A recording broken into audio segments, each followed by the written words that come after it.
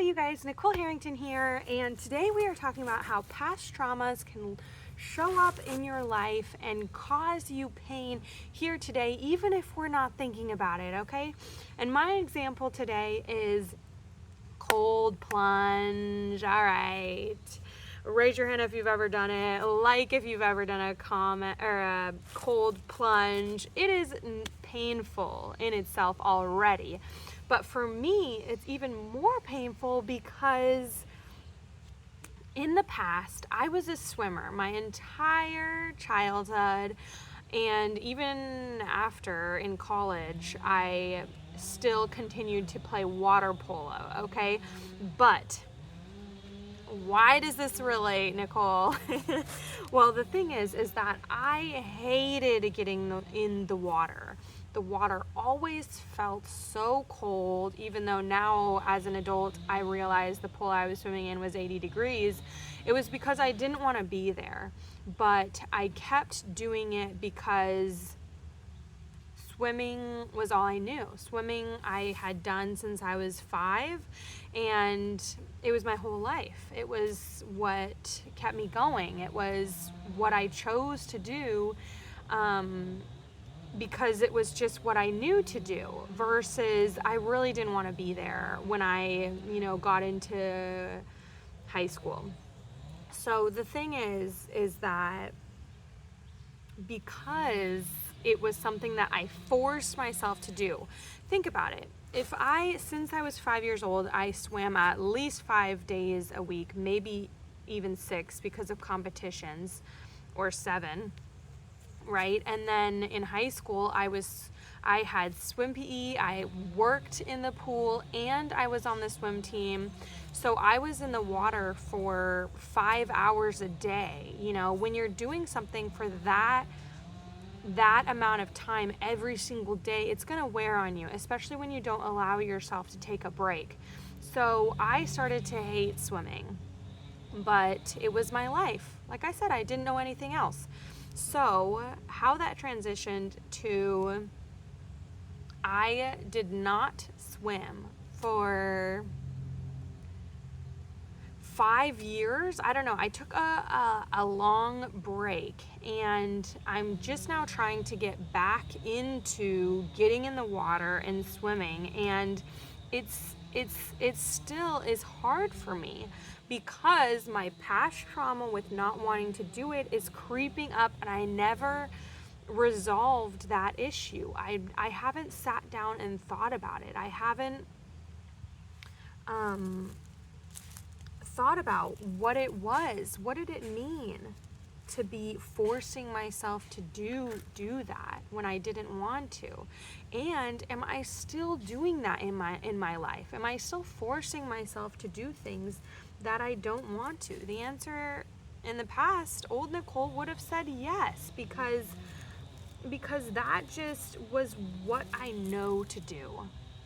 You have to go work at a job you don't like because you have to make money. You have to be working 40 hours a week because that's the best way to make the most amount of money. Money talk, but don't talk about money. These things we're forcing ourselves to do aren't necessarily need to be forced upon us. There are other ways, we just haven't seen them personally, or we don't know about them. Okay, so now, fast forward into now, and I have been doing a cold plunge for months, every single day. It is incredible because every time I get to that pool, which is about 50 degrees, my mind is just like, I really am struggling with it. And I know people are already struggling to do cold plunges, but I'm like, start doubting myself, start punishing myself. I'm punishing myself.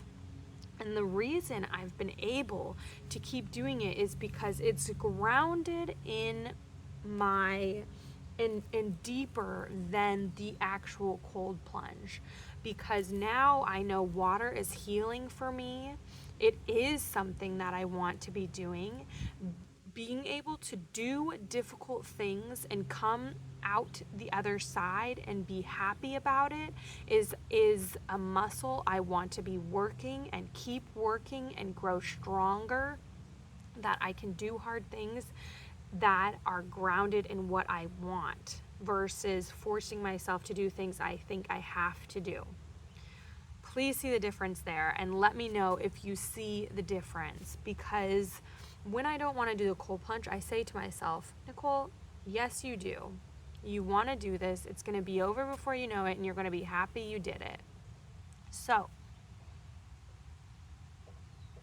how can you take this back to your life?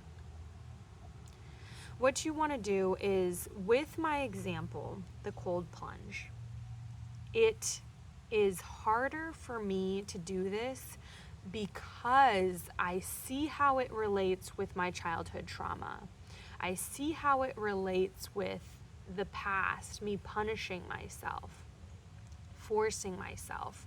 I have been able to link the two, and it gives me more awareness of what I'm doing and why I'm struggling. And when we understand why we're struggling, then we're going to give ourselves more grace and understanding just naturally, because we understand why we're going through, why we're struggling so much. Do you see that? So think of something right now that you're struggling with.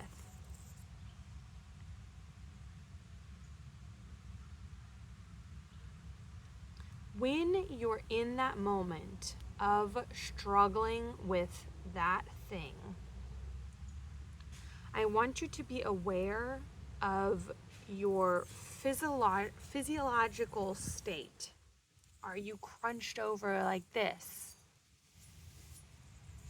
Are you folding your arms? Are you shallow breaths? Are you getting angry easily? What is happening for you physiologically? First, notice that.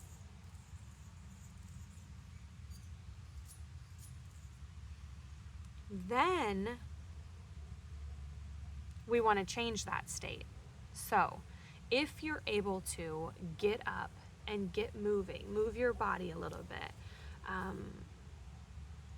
go for a walk, whatever your choice preference is. It could be drink some water. It could be as simple as that if you can't go for a walk. It could be deep breathing. Find something that works for you to change your physiological state in that moment. Once you're able to do that consistently, then you'll be able to understand the deeper meaning. Because when we're able to change our thinking, change our body's position, feel a difference in what we're doing, that's when, consistently, that's when the better understanding is going to naturally come.